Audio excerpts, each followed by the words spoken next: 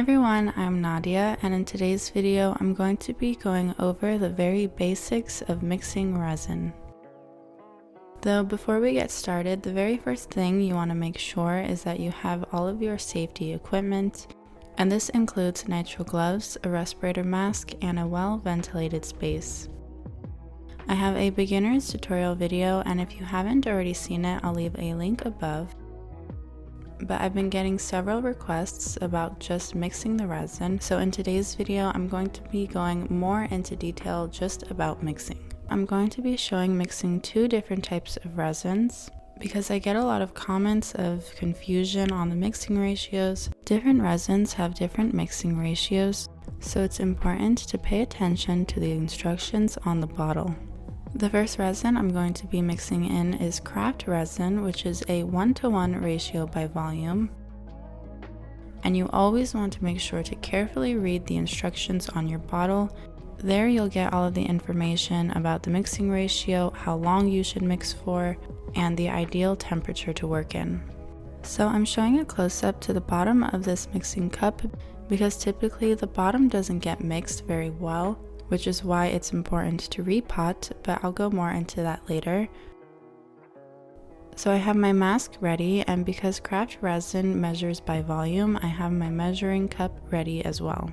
If you'd like to give craft resin a try yourself, I'll have a discount in my description. So for example, as I mentioned, this is a 1:1 ratio by volume, so I'll be mixing 200 milliliters of the part A, which is the resin, and 200 milliliters of the part B, which is the hardener. Another tip that my mom likes to use when she's mixing resin by volume is to take two plastic cups, and she'll mark them as A and B and pour each part into each cup.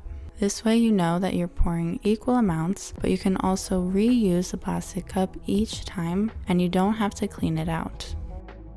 I like to use a silicone mixing stick or a wooden stick to mix the two parts. However, it's very easy to use a silicone mixing stick because the resin from your previous mix easily peels off, and it also won't let out air bubbles like a wooden stick might.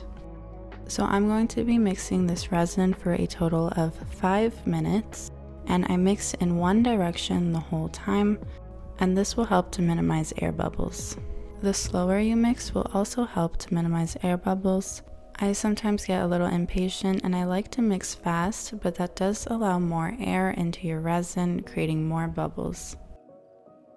And while I'm mixing, I make sure to, with my stick, to scrape all of the edges and make sure to get the bottom area as well.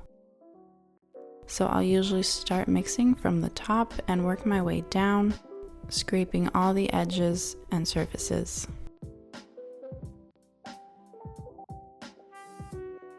When I'm done mixing, I'll just let it sit for around 10 minutes, and as you can see, all of the air bubbles start to rise to the top, and they also start to slowly pop on their own.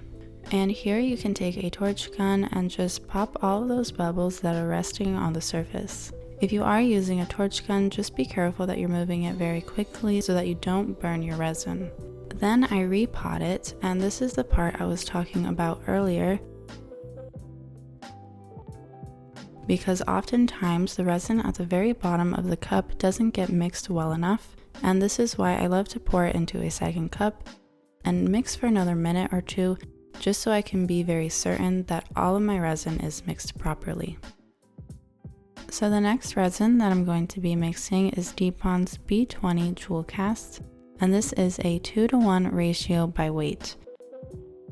So for this, I have my small kitchen scale, and I measure 200 milliliters of the part A, the resin.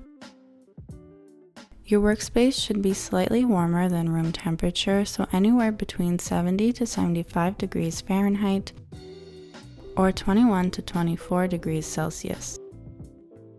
This is important to make sure that your resin is hardening properly. If your room temperature is too cool, your resin will take longer to harden, and if it's too warm, your resin will harden faster.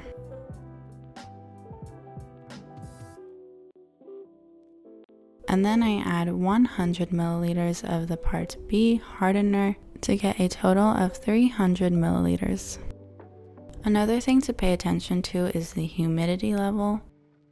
If the humidity level is above 65%, it could cause some moisture to get trapped in the resin while it's curing, leaving a film, or what's also known as amine blush.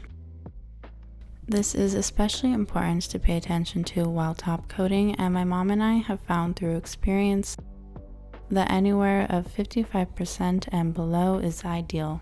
You want to make sure that you're pouring each part as accurate as possible.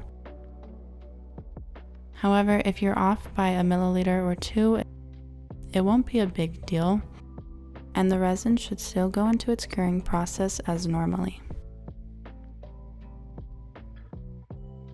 However, if you pour way too much of the part A or way too much of the part B, your resin might not even harden at all, so it's very important to pay attention to the mixing ratios. I'm mixing in a large plastic measuring cup, and I like it because the hardened resin doesn't peel off and get into the new resin that I'm mixing. Once I have each parts into my large mixing cup, I again mix very thoroughly for around 5 minutes, making sure to scrape all of the edges and get all of the spaces in between. And then I pour into a separate cup to mix some more.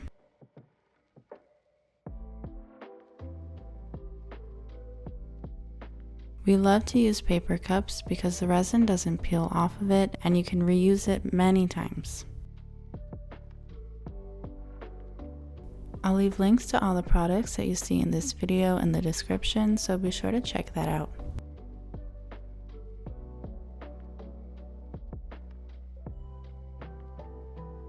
Not only are paper cups more environmentally friendly than plastic cups, but they're also way easier to use. Hardened resin will peel off if you're mixing new resin into it, so you'll get chunks of hardened resin into your new resin, whereas paper cups are super easy to use and reuse.